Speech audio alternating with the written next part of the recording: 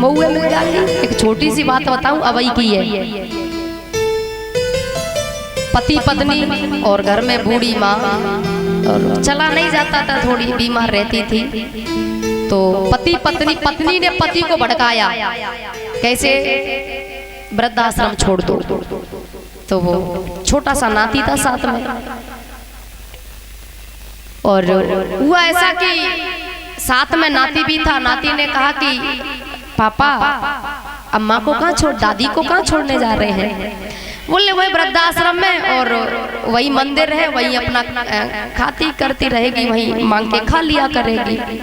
मंदिर भी है वहाँ, और वहाँ सेवा भी वृद्धाश्रम है।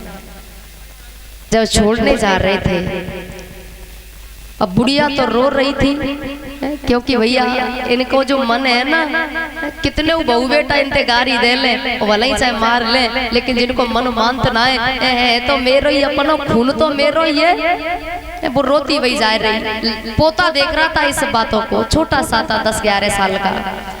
उसने कहा कितनी दूर रह गया है। बोले थोड़ी सी दूर और रहे। तो उसने उस पोते ने कहा पापा मम्मी हाँ बेटा, मैं बहुत बड़ा आदमी बनूंगा, नौकरी करूंगा, और फिर मैं बहुत बड़ी कोठी बनवाऊंगा, और फिर उसी में एक मंदिर बनवा दूंगा।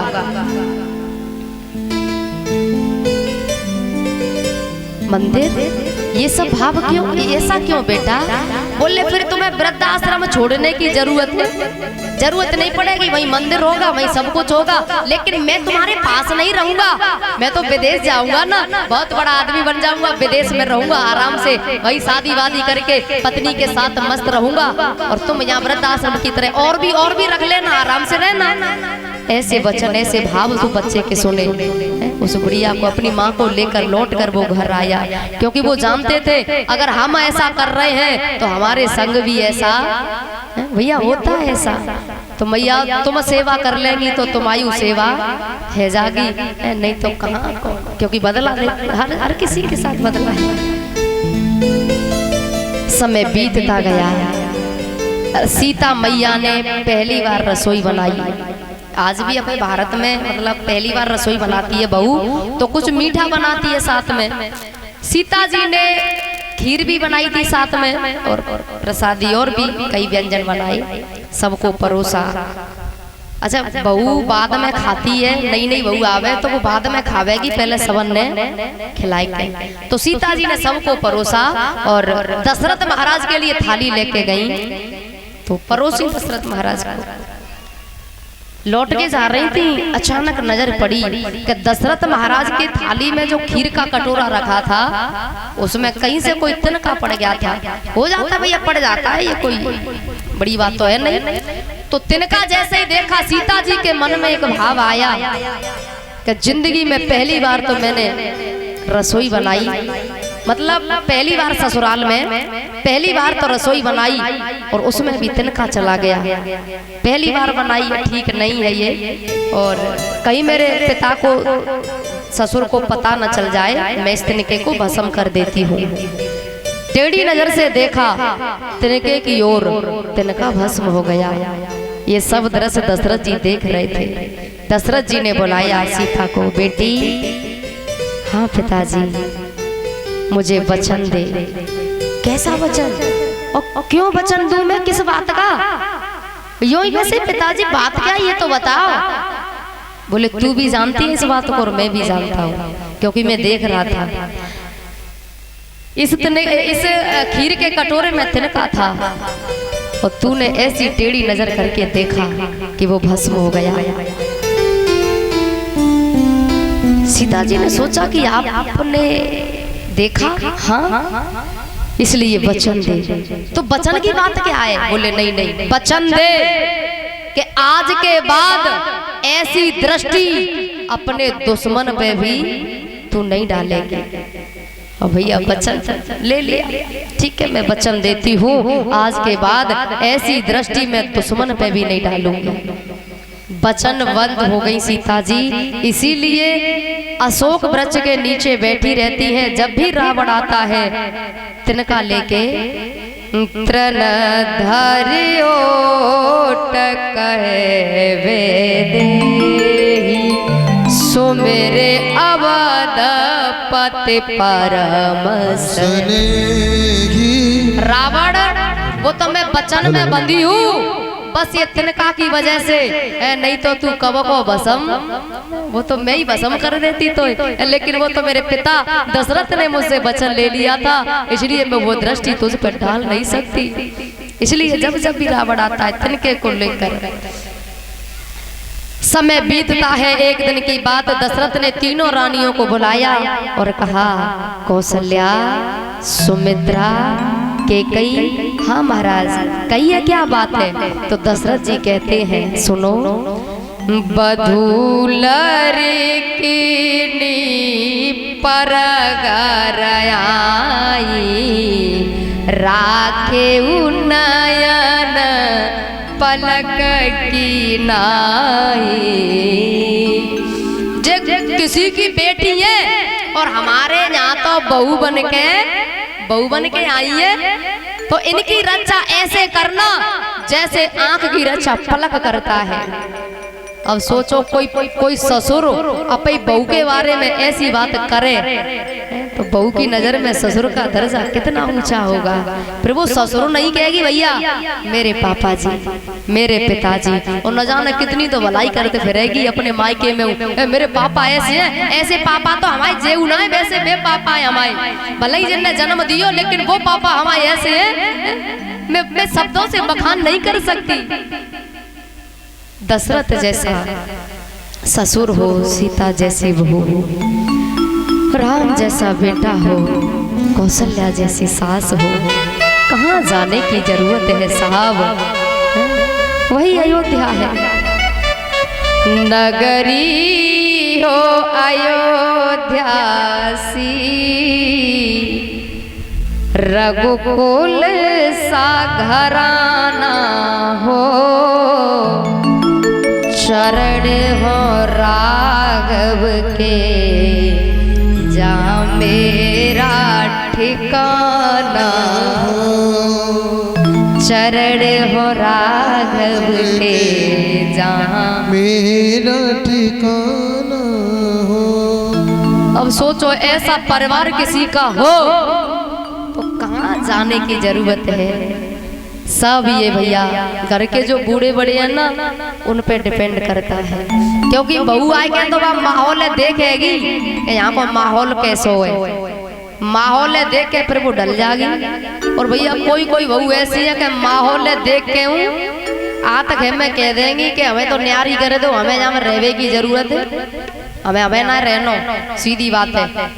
अच्छा बेचारे करें क्या, पत्नी की तरफ ज्यादा बोले तो लोग कहते हैं जोरू का गुलाम है, और माँ की तरफ बोले, माँ बाप की तरफ, तो पत्नी कहते हैं कि यहीं रहनो माँ बाप के संग, तो रह मैं जा रही हूँ मायके, लेकिन कोई फंसाए के जाऊंगी, तू कहाँ सोच रहा हो, ऐसे वैसे खानदान की ना हूँ मैं। को भैया ऐसी होते हैं महाराज। सीता जी सबकी सेवा, चारों बहन, कोई शिकायत नहीं इनकी तरफ से। श्री सुखदेव जी कहने लगे, राजन धीरे धीरे और समय बीतता है। एक दिन की बात, दशरथ महाराज दर्पण में चेहरा देख रहे तो क्या देखा कि मुकुट थोड़ा टेढ़ा हो गया था, और क्या देखा दशरथ ने,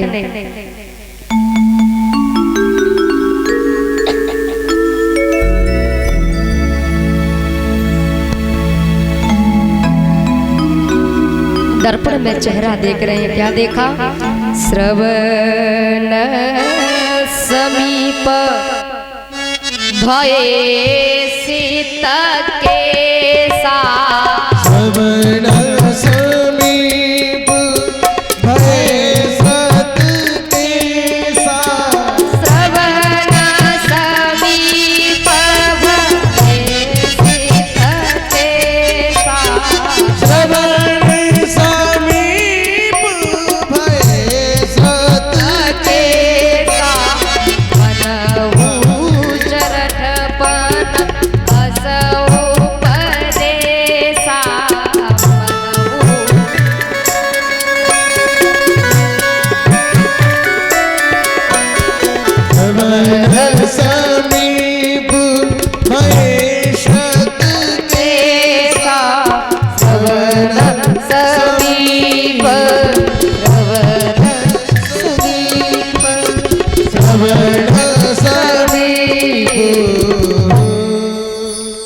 देखा, कान के बगल में कुछ बाल सफेद हो गए हैं। एक बात सोचो, मुकुट टेढ़ा हो गया था, उसे सीधा भी किया जा सकता था, लेकिन बाल सफेद देखे मुकुट सीधा नहीं किया। और पता है, जैसे ही बाल सफेद देखे तो अपने आप से शीशा में कह रहे हैं दर्पण में, ए दशरथ, अरे दशरथ, ये वारंट आ गया है और जो राजपाट छोड़ के भगवान को भजन, मतलब अपने आप से कह रहे हैं दशरथ अब तो छोड़ दे सब, बहुत बहुत राज कियो, अब तो भजन कर ले, राजपाट सब भगवान राम को सौंप दे।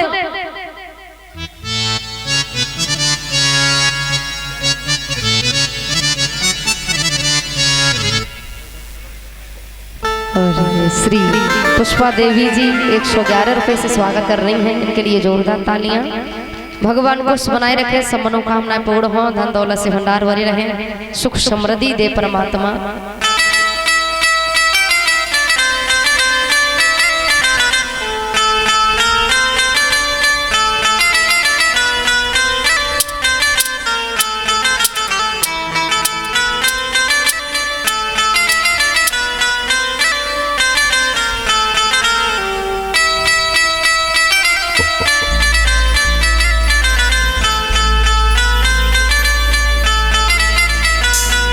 श्री रामेश्वर दयाल चक्की वाले, और ये पुष्पों की माला, फेंटा और 551 रुपए की माला से स्वागत कर रहे हैं, जोरदार तालियां इनके लिए। और भैया पचमोरी के भक्त, वैसे मेरे तो सब पिता तुल्य हैं, मेरी मैया हैं, बहनें हैं, लेकिन भगवान के प्रेम में इतने बावरे, इतने पागल है गए भैया के माला उल्टी डाल जाते हैं। लेकिन ये तो प्रेम की बात है उधो, बंदगी तेरे बस की नहीं, ये तो प्रेम की बात है उधो, बंदगी तेरे बस की नहीं है। यहाँ सरे देखे होते हैं सौदे,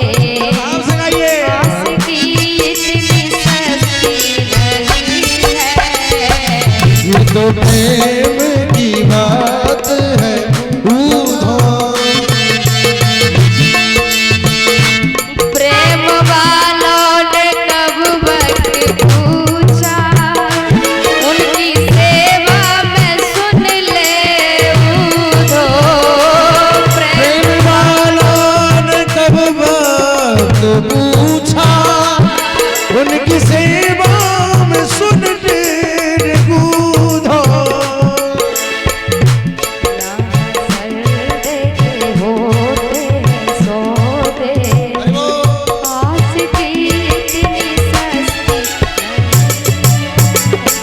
ये तो प्रेम की बात है उधो, बंदगी तेरे बस में नहीं है। ओ बंदगी तेरे बस की नहीं है, बंदगी तेरे बस की नहीं है। बोली वृंदावन बिहारी लाल की, जय हो। ठाकुर जी महाराज की जय हो। भगवान खुश बनाए रखे, सब मनोकामनाएं पूर्ण हो, धन दौलत से भंडार भरे रहे, सुख समृद्धि दे परमात्मा। बोली लीला विलास बाबा की जय हो। तो भैया दशरथ अपने आप से कह रहे हैं, ए दशरथ अब तो छोड़ दे ये सब, क्योंकि वारंट आ गया है, अब भजन कर ले भगवान का। जो पहले वारंट पर समझ जाता है बस समझदार है वो भैया। बस भगवान 4 वारंट भेजते हैं, पहला वारंट बाल सफेद है गए, लेकिन हम बड़ी चतुराई करेंगे, जैसे ही बाल सफेद भये तो कैसे कर लेंगे, कैसे कर लेंगे, काले काले ना, अब तो लाल पीले हरे, मतलब सब तरह के चलने हैं। हाँ, तो भगवान से हम चतुराई करते हैं भैया। भगवान ने फिर वारंट भेजा, आंखों से कम दिखाई देने लगा। भगवान कह रहे हैं कि अब तने दुनिया तो खूब देख लई, अब मऊए देख ले, क्योंकि तू मैं नहीं तो भेजो मुझ तो देख ले, लेकिन ना भैया हम अभी दुनिया देखेंगे।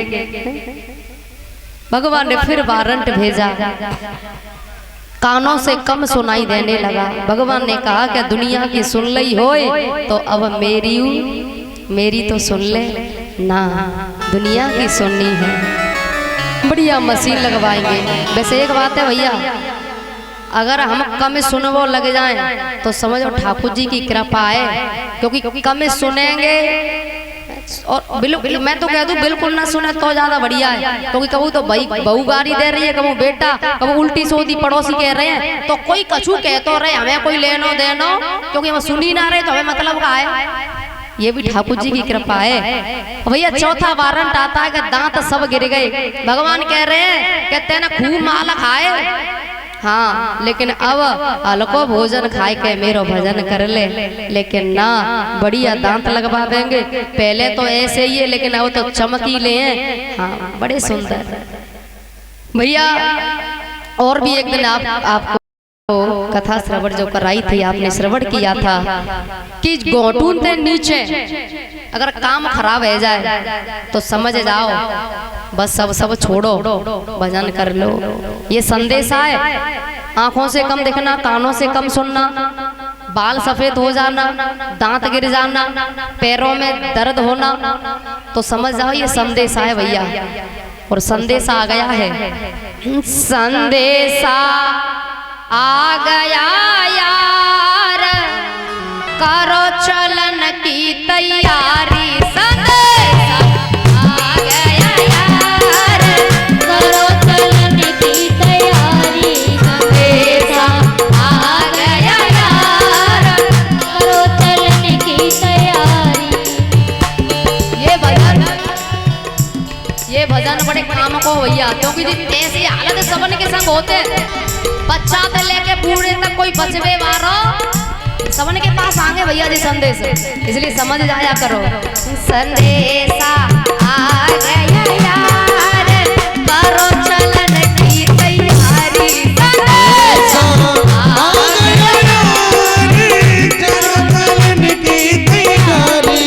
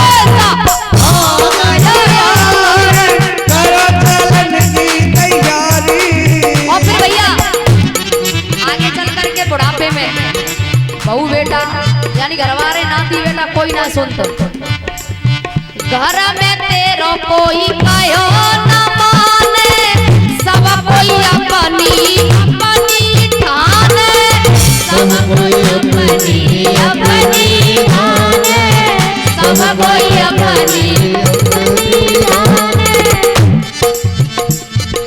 घेरी गयो परिवार, करो चलन की तैयारी। संदेशा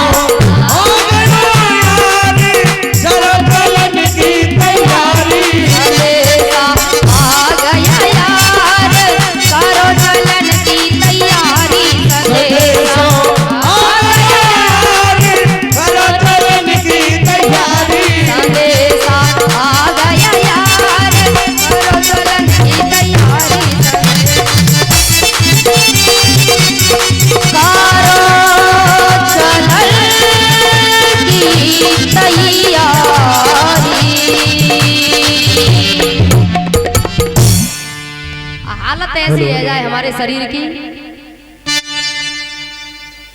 श्री नीरज त्यागी ये स्वागत कर रहे हैं 251 रुपए की माला, और श्री महाराज जी का भी और हमारे पूरे स्टाफ का, इनके लिए जोरदार तालियां। भगवान कुछ बनाए रखे, सब मनोकामना पूर्ण हो, धन दौलत से भंडार भरे रहे, सुख समृद्धि दे परमात्मा। ठाकुर जी के चरणों में मेरी प्रार्थना है इनके लिए। बोली वृंदावन हरि लाल की जय हो। संदेशा और जो बूढ़ी बूढ़ी बैठी हैं मैया हैं, जिनकी उम्र 50 से ऊपर की है, हाँ वे बहू ने की चुगल ही नहीं छोड़ छोड़ के वो तैयारी कर ले, क्योंकि भैया जाना तो है ही, राजी नहीं तो तैयारी पहले ही कर ले। एक कदम जाएंगे तो एक कदम परेशानी होगी, तो तैयारी भैया पहले से ही करनी चाहिए। और एक बात और है, कछु 60 साल के मैंने ऐसे देखे हैं भैया, ऐसे देखे हैं मैंने 60 साल के। बुरा मत मानिएगा, खैर यहाँ तो सब ठीक है कि नाती की शादी है रही है या छोरा की शादी है रही है, आराम से 2 पैर को लगाए लेंगे और बिन्ने जई ना पता के कन्नों का है, और फिर ढूंढते और ढूंढते लोग भागे भैया छोरा को बाप नहीं दिख रहा, भैया छोरा को बाबा कहाँ है, बाबा नहीं दिख रहा, और बाबा बेचारे कहूँ पी के पड़े हैं नाली में, बाबा ही ढूंढते फिर रहे दुनियादार सब ढूंढ रहे। ये जिंदगी नहीं है। एक जगह की बात है, कथा चल रही, खैर गांव का नाम नहीं लूंगी मैं, और कथा चल रही थी, लगभग उम्र होगी 60 साल, ज्यादा ही 60 साल के, 70 साल के लगभग। लोग सब लोगों का कहना था कि ये कथा में परिचित बनेंगे। बिन्ने कही हम क्यों परिचित बने, हम नहीं भैया, क्योंकि हम पीवे बिना रहना है सकत, सीधी सी बात है, हम परिचित नहीं बन रहे।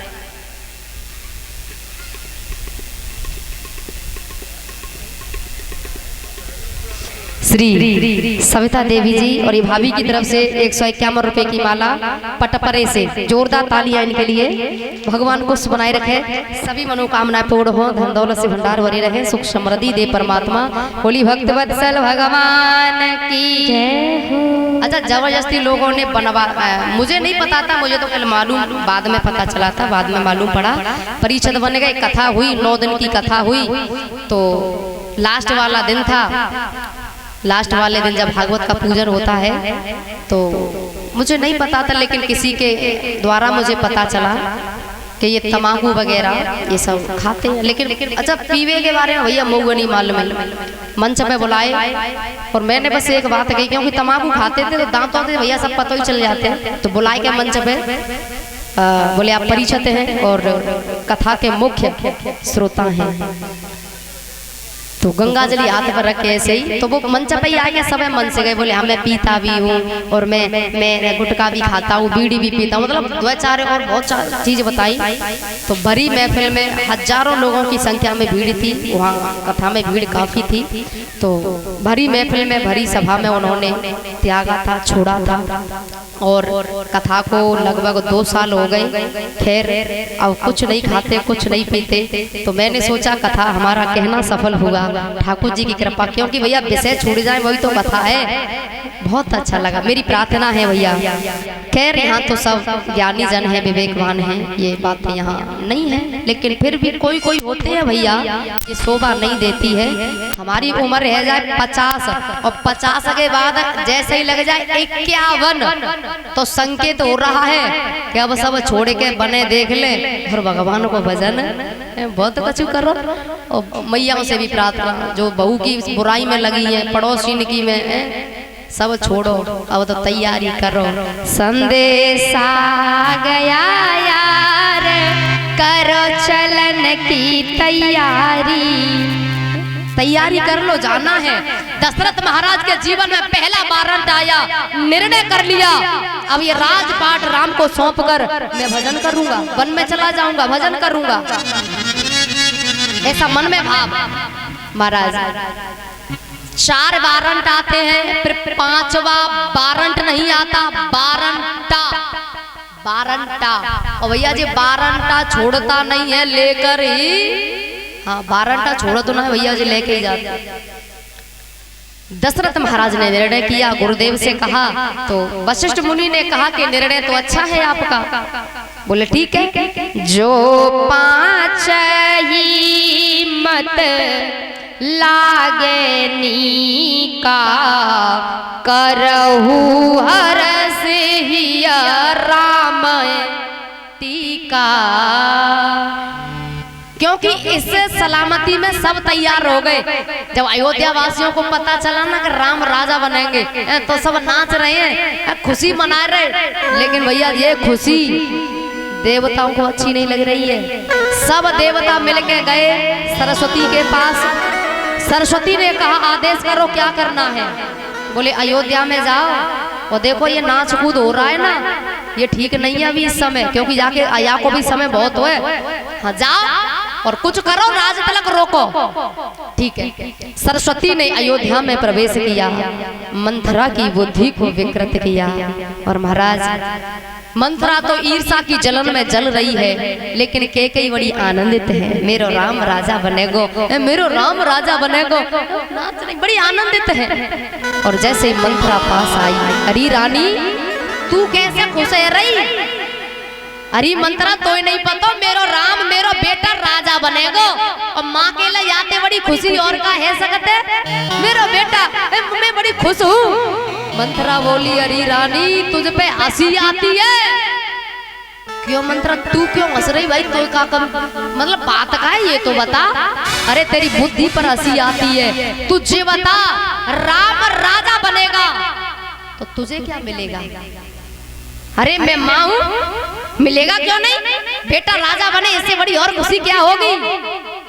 बोले तुझे नहीं पता रानी, राम राजा बनेगा, कौशल्या राजमाता बनेगी, लेकिन तो दासी बनना पड़ेगा। कैकेयी बोली मंथरा ऐसे शब्द बोल रही है? अरे तू मेरे साथ आई है इसलिए मैं तुझसे ज्यादा कुछ कह नहीं सकती।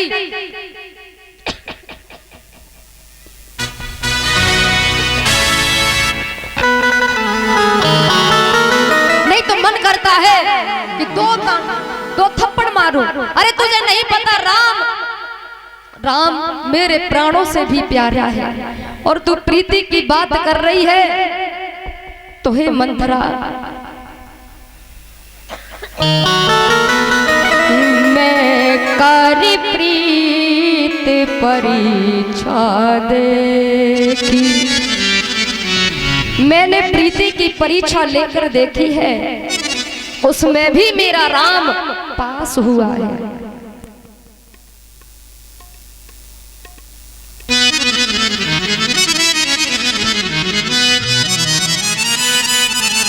मंथरा ने इतने शब्द सुने तो मंथरा कहती है रानी वैसे मुझे कोई जरूरत नहीं है कोई राजा बने कोई रानी बने, लेकिन तेरे साथ आई तू मेरी खास अपनी है, इसलिए मैं तुझसे कह रही हूँ कौन रब होए हमें कहानी शेर छाड़ी अब हो रानी।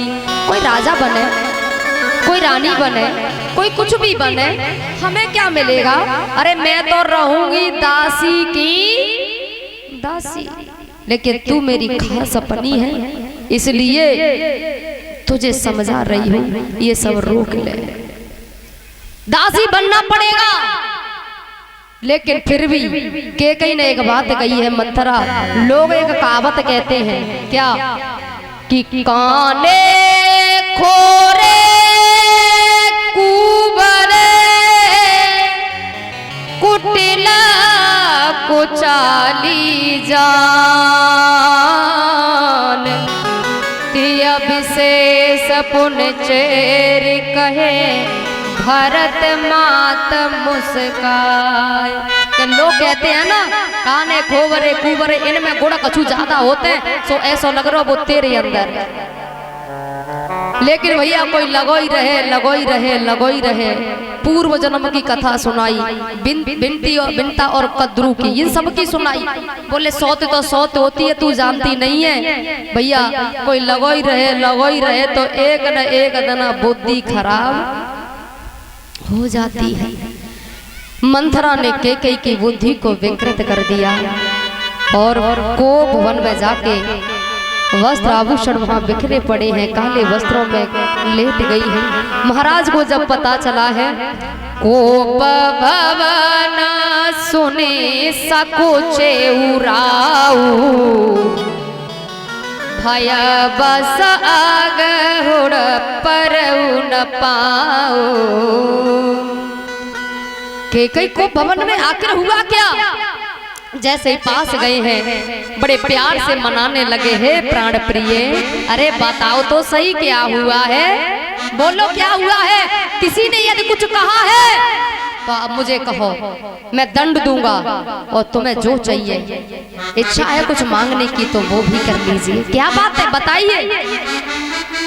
हे प्राण प्रिय, प्राण प्रिय कहे तोरे सानी, क्या बात है, क्यों क्रोधित हो, क्यों यहाँ को भवन में हो। हे देवी, कुछ मांगने की लालसा है तो मांग लीजिए। कैकई जैसे ही बात आई है मांगने की तो कैकई खड़ी हो गई और बोली, मांग मांग पे सब कहे पिया कबहू न दे हो न ले। तुम कहते रहते लेकिन कबहू देते लेते हो कछु। अरे ऐसी क्या बात है, मांग तो सही, क्या चाहिए मांगो। तो कैकई ने कहा, आपको तो याद होगा मेरे दो वरदान पिया, बहुत दिन पहले के। याद होगा आपको। तो दशरथ ने कही, अरे ऐसी क्या बात है, दो की जगह चार मांग लो। रगो को लरीते सदा चले आई, प्राण जाए वरो वचन न जाई। बोले चार की जरूरत ना, दो ही दे दो। आपको याद है ना, धरोहर में रखे तुम्हारे पास, रंग भूमि में प्रीतम प्यारे हमने करी सहाई, दो वरदान दिए थे राजा उनकी याद दिलाई। आपको याद है ना। हाँ, बोले तुमने कहा था कि अपने पास रखो, समय कब आवेगा तो मैं मांग लूंगी। तो समय आ गया है तो मांगो ना। बोले ऐसे नहीं, राम की सौगंध खाओ। यहाँ दशरथ को सचेत हो जाना चाहिए था, क्योंकि इस कुल की रीत है कि मुंह मांगे दिया जाता है, तो सौगंध की क्या जरूरत है भाई। कुल खानदान में कोई रीत हो में नई रीत कोई चलावे तो कोई मामला गड़बड़ है ना। दशरथ को सचेत हो जाना चाहिए था कि राम की सौगंध ली जा रही है। अरे दशरथ ने आज तक जिसने जो मांगा दिया, लेकिन ऐसी बात कौन सी आ गई कि राम की सौगंध। या सचेत हो जाना चाहिए था, लेकिन दे दिया। सौगंध खा ली, राम की सौगंध खाता हूँ, तुम जो मांगोगे तो ठीक ठीक। पहला वरदान, सुनहु प्राण प्रिय भावत जी का, देहु एक बर भरत है टीका। पहला वरदान, मेरे भरत को राज तिलक होना चाहिए, ये राजगद्दी मिलनी चाहिए, ठीक है। और दूसरा, तापस बेस विशेष उदासी, चौद बरस राम बनवासी पड़े। लेकिन हाँ भैया, बनवास कैकई ने मांगा क्यों? क्यों? कारण क्या था? सुनिएगा। जो वाकई में एक कल आपने सुना था, दूसरा भी सुन लीजिए। क्यों ऐसा कैकई ने किया? क्योंकि एक दिन पहले ही ये घोषणा कर दी गई कि कल राम राजा बनेंगे। तो भैया सब बड़े खुश, बड़े आनंदित। लेकिन कैकई पूरी रात चिंता में रही। क्यों?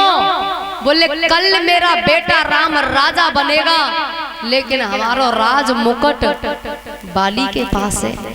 और अब तक तो दशरथ महाराज और मुझे पता है, तीसरे को आज तक पता ही नहीं है। लेकिन कल ये पूरी महफिल में, पूरी समाज में ये चर्चा हो जाएगी कि बताओ चक्रवर्ती सम्राट और इनको राजमुकुट बाली के पास है।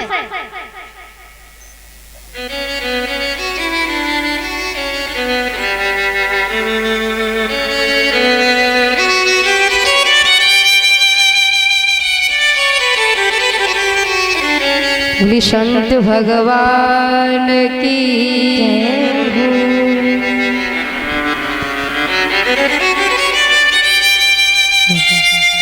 पहले भी आशीर्वाद देकर गए थे और आज भी आशीर्वाद दे रहे हैं। महाराज जी ये रख लो, ये इसकी जरूरत नहीं है। आप हाँ बेटी हूँ, लेकिन बेटी को धन की जरूरत नहीं, आशीर्वाद की जरूरत है। आशीर्वाद के रूप में ये पगड़ी पीताम्बर 101 रुपये, जोरदार ताली भैया। बोली संत समाज की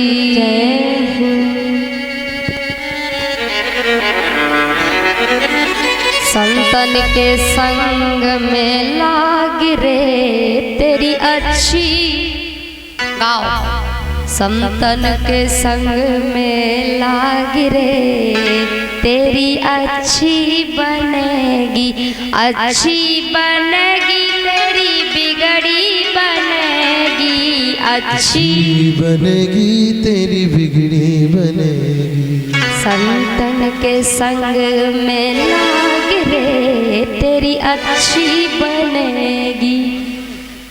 बोली संत भगवान की जय। तो कैकेयी पूरी रात सोच रही है कि कल सबको पता चल जाएगा कि हमारा राजमुकुट हमारे पास नहीं है। अच्छा, राजमुकुट बाली के पास क्यों गया था, कैसे पहुंचा, ध्यान से सुनिएगा।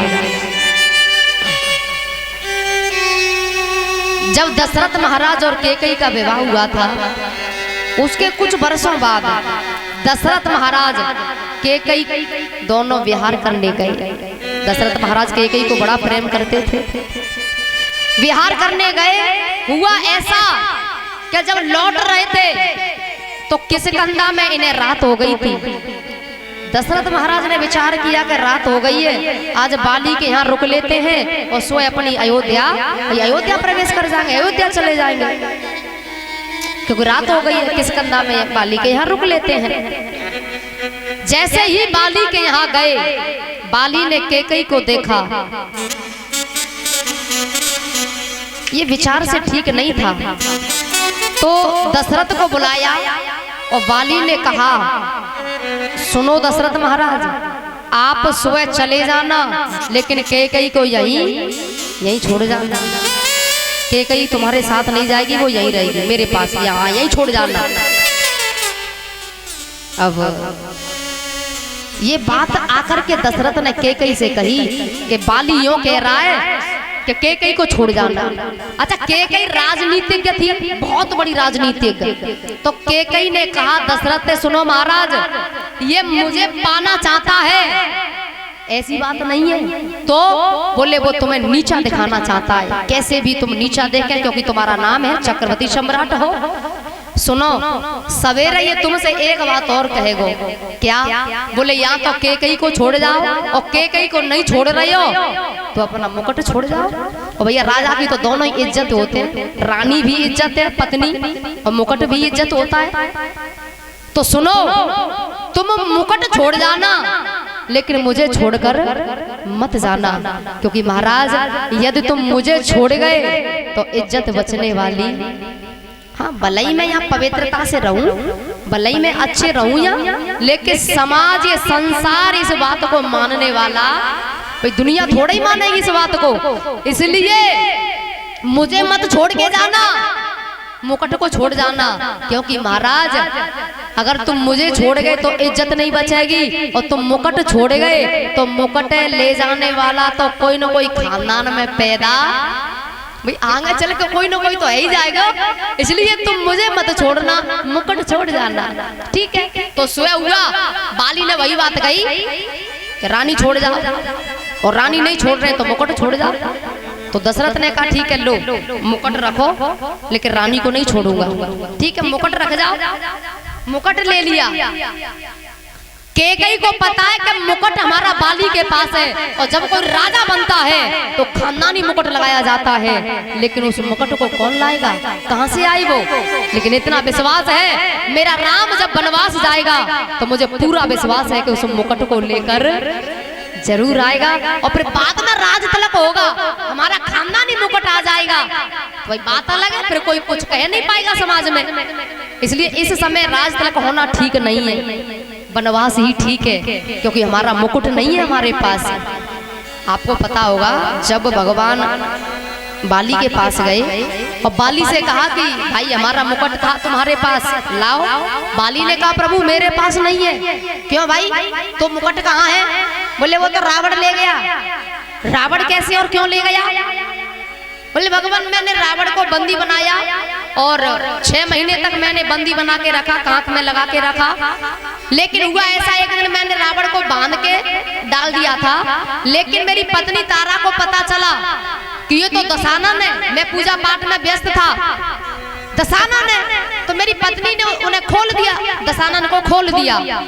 तो रावण को कुछ और तो मिला नहीं था, वो मुकुट वहीं रखा था, वो मुकुट लेकर के भाग गया। उसके पास है मुकुट, हमारे पास नहीं है। आपने देखा होगा रामायण में जब अंगद गया था रावण के पास तो मुकुट अंगद ने फेंका था। क्यों? बोले भगवान पहचान लो तुम्हारो वारो ये है दूसरो है। आपने देखा होगा रामायण में वो भैया खानदानी मुकुट वहां था, इसलिए कैकेयी कह रही, मन में विचार कर रही है इस समय राज तिलक होना ठीक नहीं है, जब तक हमारा खानदानी मुकुट नहीं आएगा तब तक ठीक नहीं है। और जब वनवास हुआ उस समय से रावण की जो आयु थी वो 14 साल की रह गई थी, 14 वर्ष की रह गई थी। सिर्फ उसकी आयु जो है यानी मृत्यु का समय जो है 14 वर्ष का रह गया था, इसलिए भगवान का वनवास जो है 14 वर्ष के लिए हुआ। महाराज अपने 2 वरदान मांगे, राम जी को पता चला तो मुसाफिर की तरह तैयार हो गए। और पता है सबको पता चला, अयोध्या वासी मैया सबको पता चला है।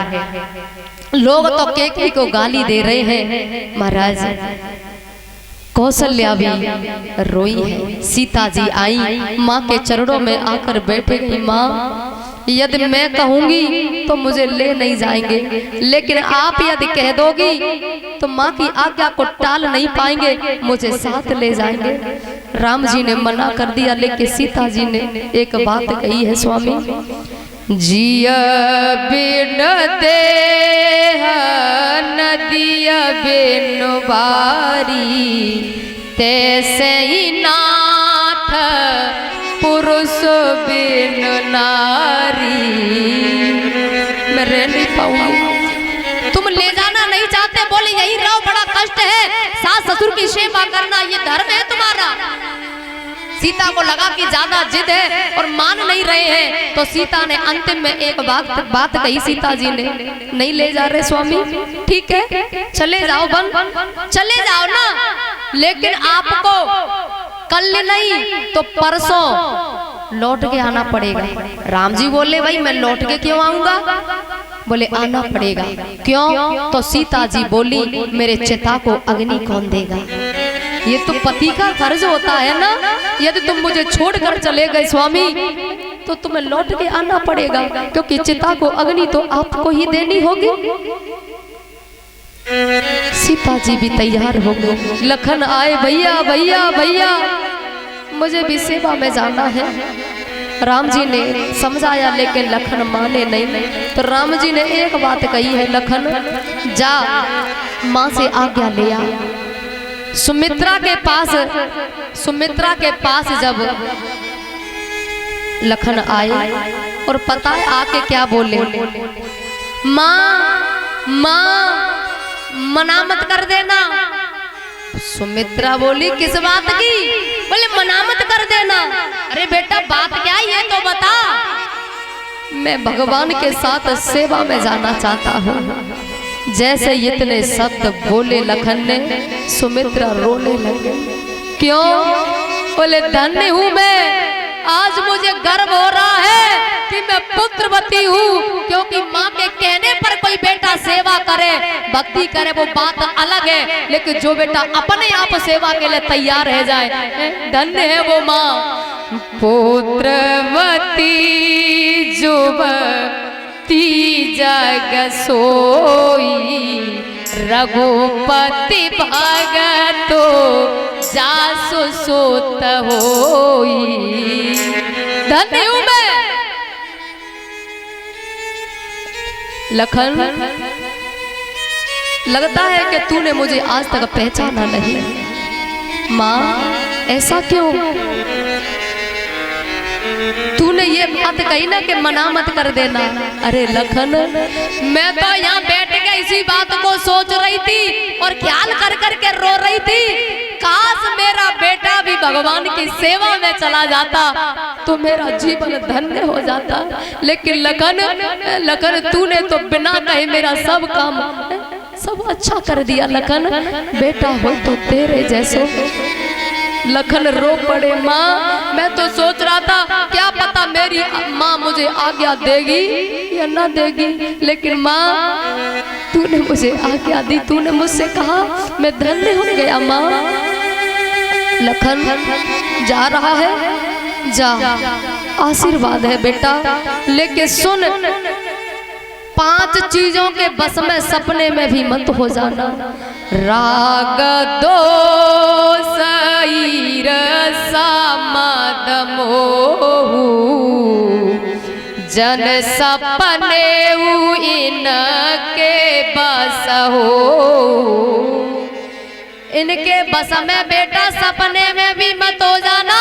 राग दोष ईर्ष्या मद मोह, नहीं तो तू सेवा नहीं कर पाएगा। किसी ने कहा लखन, माँ की बात पे ध्यान दो।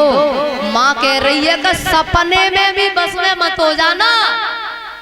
लखन, जब तुम सो जाओगे ना तो सपना तो कैसा भी आ सकता है। तो उस बैरागी ने कहा, मैं 14 साल तक सोऊंगा और सोऊंगा नहीं, सपना आएगा नहीं, और सपना आएगा नहीं तो मेरी माँ की आज्ञा का पालन हो जाएगा। धन्य है भैया ऐसे वैरागी को।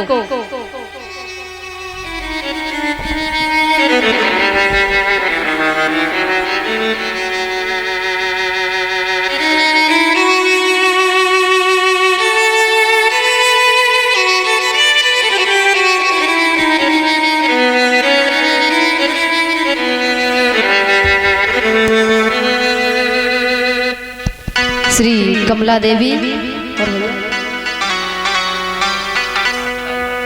दादू सिंह, जादौन सिंह हल्लनपुरा से ही, और ये आशीर्वाद दे रहे हैं मुझे, और बुजुर्ग मूर्ति माता जी की तरफ से आशीर्वाद फेंटा और 151 रुपए की माला से स्वागत कर रही हैं। जोरदार ताली इनके लिए। भगवान को बनाए रखे, सभी मनोकामना धन दौलत से भंडार भरे रहे, सुख समृद्धि दे परमात्मा।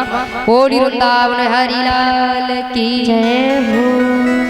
उस बैरागी ने कह दिया 14 साल तक सोऊंगा ही नहीं। माँ के चरणों में नमन किया और आए हैं महाराज। जैसे ही दशरथ महाराज के पास गए हैं, कैकेयी खड़ी है, सुमित्रा है, कौशल्या है, राम जी कैकेयी माँ के सामने जाकर के बोले हैं, माँ, और कौशल्या से भी कहने लगे, माँ, राम बनो को जाता री माता, राम बनो को मैया, लखन बनो को, राम बनो को मैया, लखन बनो को, संग सिया को लिए जाता री माता, राम बनो को जाता री माता। और भगवान राम क्या कर रहे हैं? ये ले री मैया अपने वस्त्र आभूषण, ये ले री मैया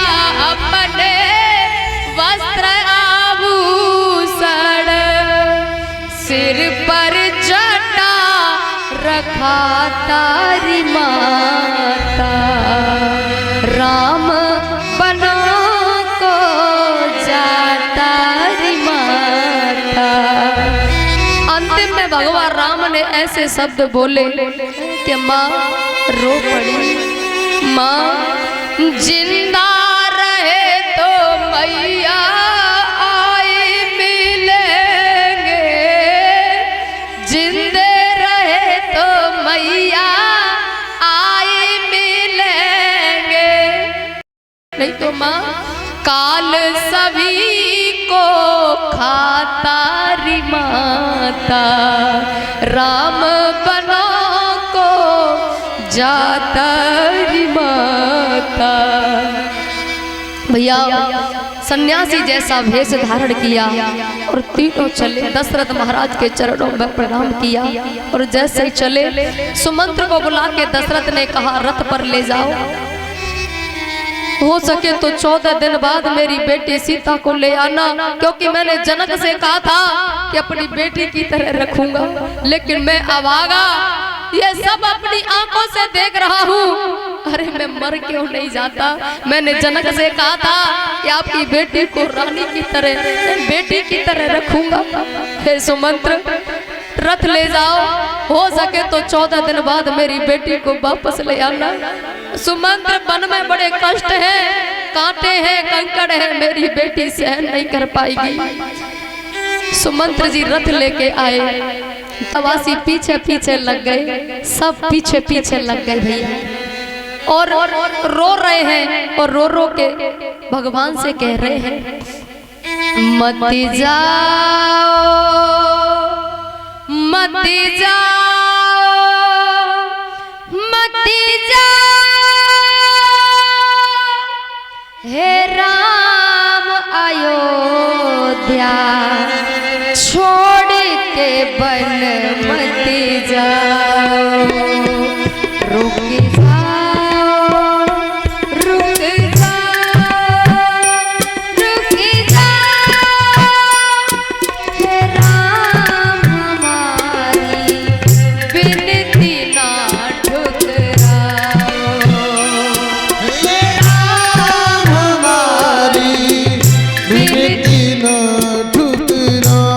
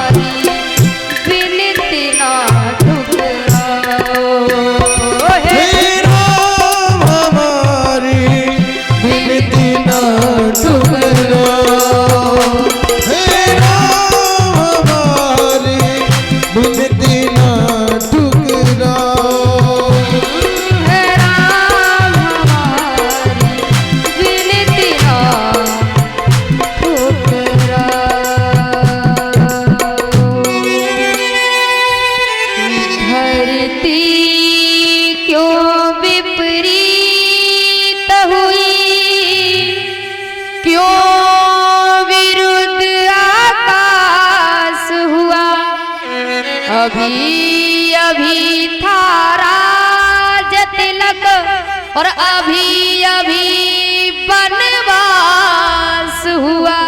इसलिए भैया समय का कोई भरोसा नहीं है। और जैसे ही अयोध्यावासी पीछे पीछे चले, तमसा नदी के किनारे पहुंचे, वहां सबको सोते हुए छोड़ दिया, सुमंत्र को जगा दिया, आगे बढ़े हैं। तमसा नदी किसे कहते हैं भैया? मोह की नदी। हम तुम सब मोह की नदी तक तो पहुंच जाते हैं, लेकिन यहाँ से आगे जाना हर किसी के बस की बात नहीं। मंत्र सुबाने अच्छे मंत्र वाले विचार, यहाँ से आगे सुमंत्र ही जा सकता है जिसके अच्छे विचार हैं। श्रृंगवेरपुर पहुंचे हैं, वहाँ भगवान साथरी के बिछौने पर सोए हैं और महाराज लखन ने निषाद को ज्ञान भरी बातें बताई हैं। उस निषाद का अज्ञान दूर हुआ। सोए जब हुआ तो वहाँ गंगा के तट पहुंचे, सुमंत्र को लौटा दिया। गंगा के तट पर पहुंचकर आवाज लगाई है केवट के लिए, लेकिन मांगी नाव न केवट आना, केवट आया नहीं है। निषाद भी उसने भी आवाज लगाई, ए भैया अरे जरा ना इधर तो आ, अरे देख आज हमारे घाट पे कौन आई गवा, अरे जल्दी आ।